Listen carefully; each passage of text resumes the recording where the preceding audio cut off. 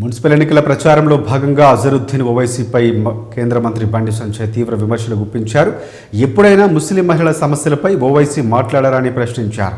Triple తలాక్ రద్దుతో ముస్లిం మహిళలకు మేలు జరిగిందా లేదా అనే విషయంపై దమ్ముంటే సమాధానం చెప్పాలని ఆయన డిమాండ్ చేశారు. ఓవైసీని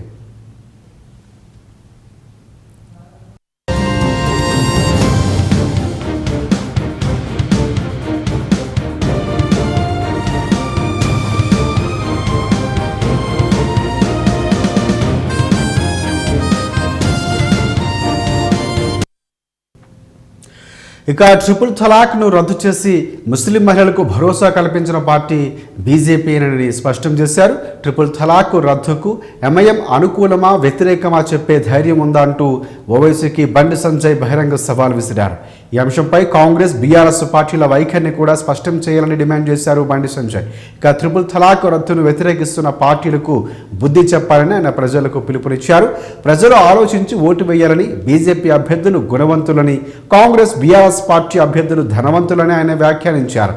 కాంగ్రెస్ ఎంఐఎం కలిసి వచ్చిన 20 సీట్ల లోపే గెలుస్తాయని బండి సంజయ్ జోస్యం చెప్పారు.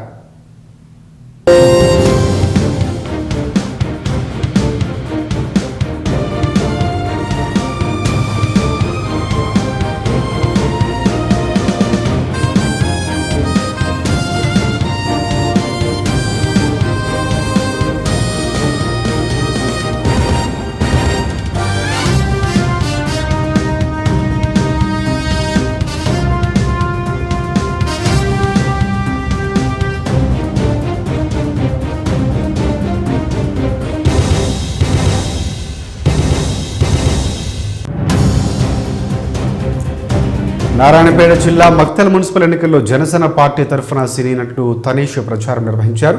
స్థానిక 2, 5, 7 వార్డుల్లో పర్యటించిన ఆయన పవన్